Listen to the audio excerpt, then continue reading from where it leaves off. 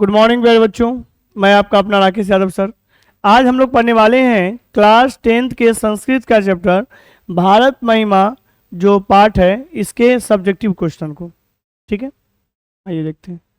पहला क्वेश्चन है हमारा, मातृभूमि का वर्णन किस रूप में किया गया है? पठित पाठ के आधार पर लिखें।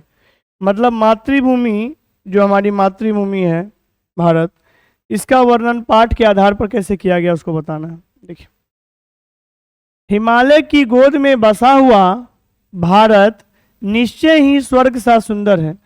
हिमालय के गोद में बसा हुआ हमारा देश जो भारत है वह निश्चय ही क्या है? सुंदर है। कश्मीर से लेकर कन्याकुमारी तक एकता एवं समदर्शिता का भाव दृष्टिगत होता है। यानी कश्मीर से लेकर कहाँ? कन्याकुमारी तक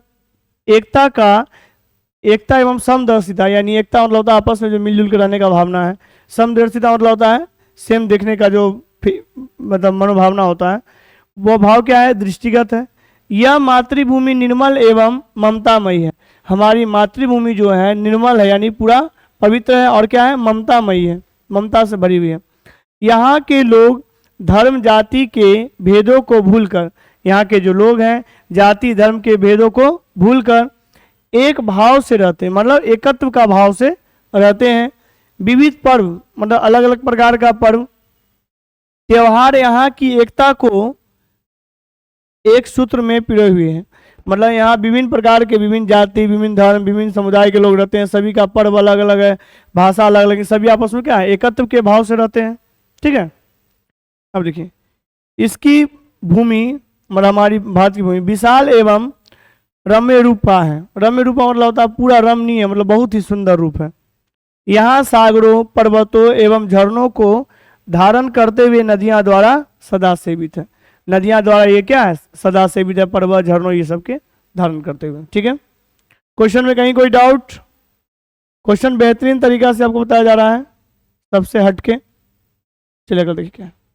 अगला है क्वेश्चन नंबर 2, भारत महिमा का वर्णन पठित पाठ के आधार पर करें अथवा भारत महिमा का सारांश प्रस्तुत करें। सारांश मतलब होता है पूरा सार का अंश, यानी पूरा चैप्टर का निचोड़। ठीक है, देखिए, भारत का प्राकृतिक सौंदर्य स्वर्ग सा है। भारत का जो प्राकृतिक सुंदरता है वो कैसा है? स्वर्ग सा है। ठीक है, यह देवताओं, ऋषियों एवं महापुरुषों की अवतार भूमि है। मतलब यहाँ पर क्या है? देवता, ऋषि, मुनि सब का क्या होता है? अवतार होता है, अवतार हुआ है। इसकी महिमा का वर्णन, भारत की जो भूमि है इसका जो महिमा का वर्णन है विष्णु पुराण एवं भागवत पुराण में देखने को मिलता है।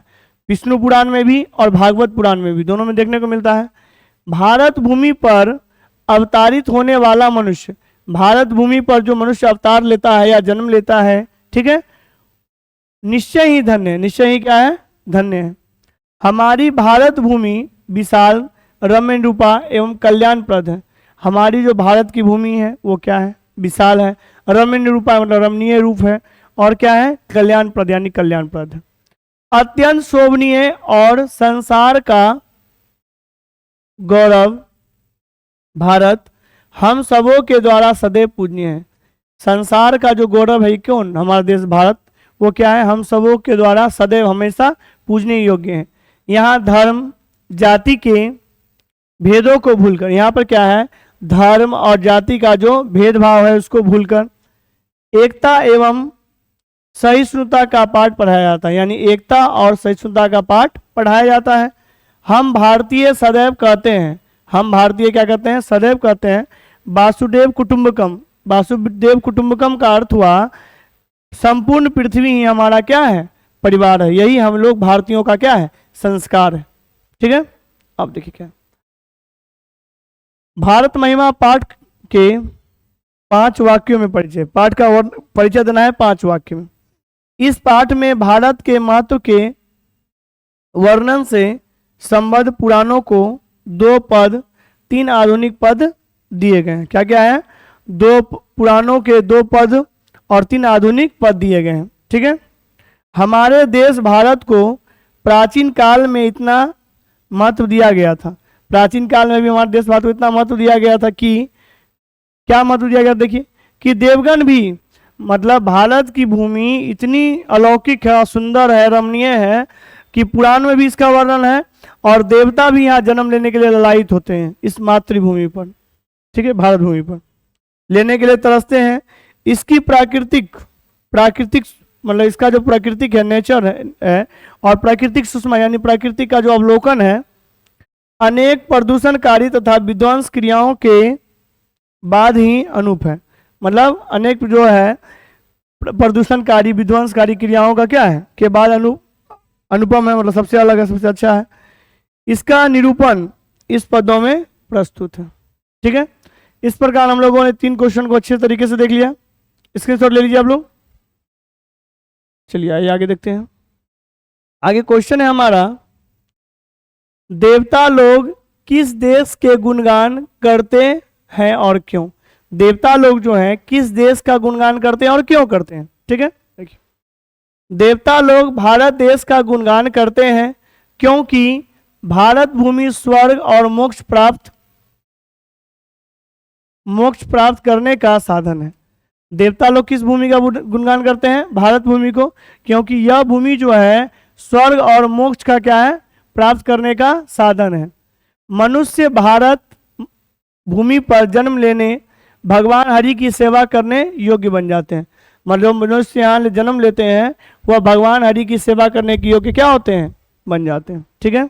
आप देखिए क्या भारत भूमि कैसी है तथा यहाँ किस प्रकार से लोग रहते हैं, ठीक। देखिए भारतवर्ष अति प्रसिद्ध देश है।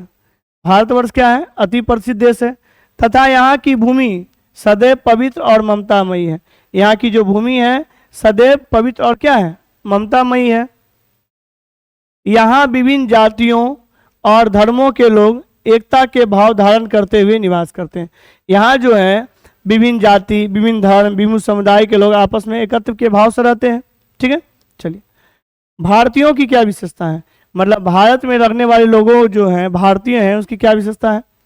भारत में जन्म लेकर लोग धन्य होते हैं। यहाँ जन्म लेकर लोग क्या होते हैं, धन्य हो जाते हैं और हरि की सेवा करते हैं। और हरि की क्या करते हैं, सेवा करते हैं। उन्हें स्वर्ग और मोक्ष प्राप्त होता है। उन्हें क्या प्राप्त होता है, स्वर्ग और मोक्ष क्या होता है, प्राप्त होता है, ठीक है। भारतीय धर्म और जाति के भेदभावों को न मानते हुए हम लोग जो है जाति और धर्म के भेदभाव को नहीं मानते हैं, एकता के भाव से रहते हैं, आपस में एकत्व के भाव से क्या करते हैं, रहते हैं। सभी भारतीयों की देशभक्ति आकर्षक है। सभी जो भारतीय हैं उसकी देशभक्ति क्या है, आकर्षक है, ठीक है। और दूसरों के लिए आदर्श रूपी है। और दूसरों के लिए क्या है, आइडियल है यानी आदर्श रूप है, ठीक है। चलिए आगे देखते हैं। अगला क्वेश्चन है, भारत महिमा पाठ का उद्देश्य क्या है, ठीक है, इसका आइडियोलॉजी क्या है। देखिए भारत महिमा पाठ में पौराणिक और आधुनिक पद संकलित है। पौराणिक और आधुनिक पद क्या है, संकलित है। सभी पदों का उद्देश्य भारत और भारतीयों की विशेषताओं का वर्णन है, करना है। सभी पद का उद्देश्य क्या है, भारत और यहाँ रहने वाले लोगों की विशेषता का वर्णन करना है। इसमें भारत की सुंदरता एवं भव्यता और भारतीयों की देशभक्ति आदि की ओर पाठक का ध्यान आकर्षित किया गया है। मतलब जो पढ़े उसका ध्यान क्या हो, अट्रैक्ट हो, यही किया गया है, ठीक है। ये रिपीट हो गया था।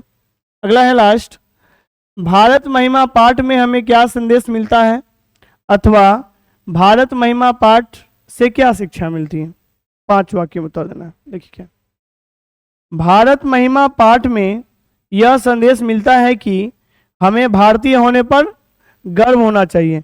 हमें जो है हम भारतीय हैं इस बात का हम लोग को क्या होना चाहिए, गर्व होना चाहिए।